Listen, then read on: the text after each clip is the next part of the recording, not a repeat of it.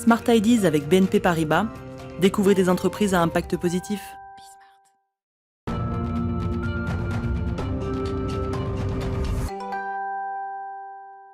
Smart Ideas avec la marque Bini. Bonjour Alice Abeille. Bonjour Thomas. Bienvenue, vous êtes la cofondatrice de Bini, créée l'an dernier avec Perrine Mode. C'était quoi votre idée de départ ? Notre idée de départ, notre objectif qu'on s'est fixé, c'est de participer à la réduction des déchets dans la restauration emportée, qui est un secteur en pleine croissance, on le sait, et qui en même temps est très producteur de déchets. Donc participer à la réduction des déchets dans toute la restauration emportée et les repas nomades en général. Et quand on sait qu'il y a 5 millions de repas qui sont emportés chaque jour en France, on s'est dit qu'il y avait quelque chose à faire pour engager les gens et leur donner envie de changer leurs habitudes. 5 millions de repas emportés par jour. Vous avez changé de métier toutes les deux, vous faisiez quoi ? Oui, tout à fait. On travaillait en finance, en banque.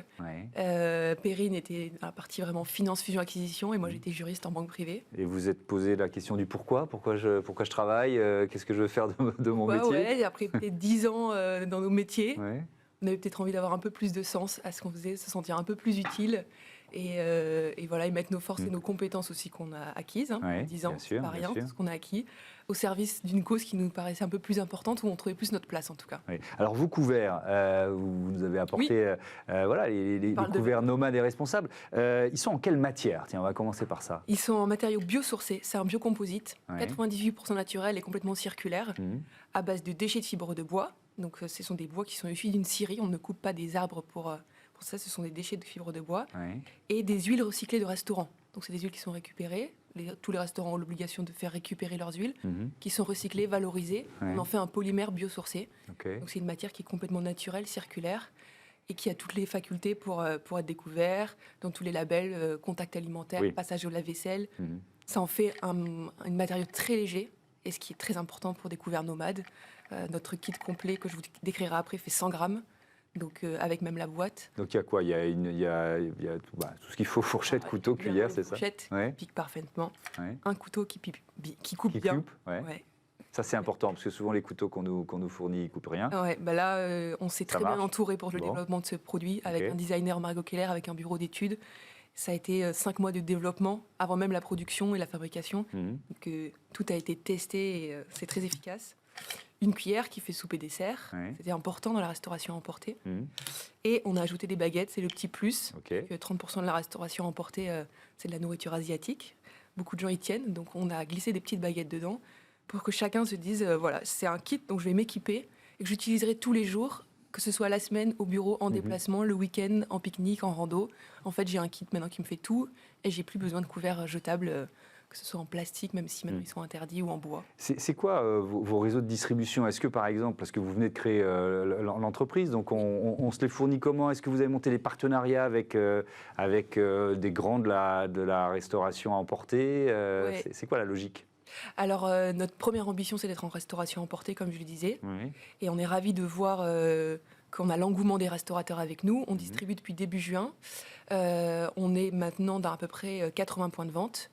Pas mal de restauration emportée, que ce soit des grandes chaînes, des moyennes chaînes, des indépendants, des concepts comme Le Bon Marché aussi, qui ont toute une partie alimentaire, qui nous ont fait confiance depuis le début.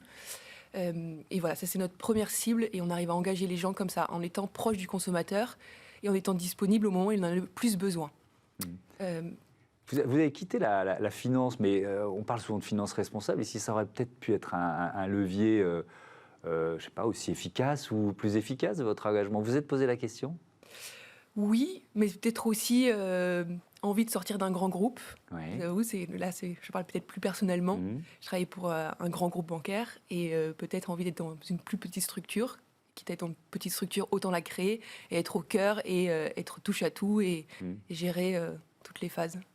L'une des difficultés, j'imagine, à laquelle vous avez été confronté, c'est la filière, parce que vous nous avez dit il faut trouver les matériaux. Les filières, elles existaient déjà. Alors c'est très émergent, et cette matière qu'on a trouvée, on voulait une matière innovante. On ne voulait pas des couverts qui soient les couverts de la maison, en métal.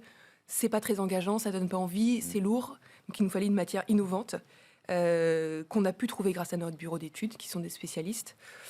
En France, c'est assez émergent. Il y a des très belles initiatives qui sont en train de se mettre en place. Maintenant, cette matière, on l'a sourcée en Europe, parce qu'en France, on n'a pas trouvé une filière suffisamment approvisionnée pour faire les quantités dont on avait besoin. Donc on a rencontré des industriels et on espère que très prochainement, on pourra peut-être avoir des contrats avec eux, mais pour l'instant on l'a sourcé en Europe, en Suède exactement. Et ben voilà, c'est en Europe, ça va. Et puis effectivement, c'est intéressant, hein, c'est vraiment une des clés du développement des initiatives comme les vôtres, que les filières se structurent en France. Merci beaucoup Alice Abeille, bon vent au couvert Bini. Voilà, c'est la fin de cette émission. Je vous donne rendez-vous dès demain sur Bismart. Salut à tous.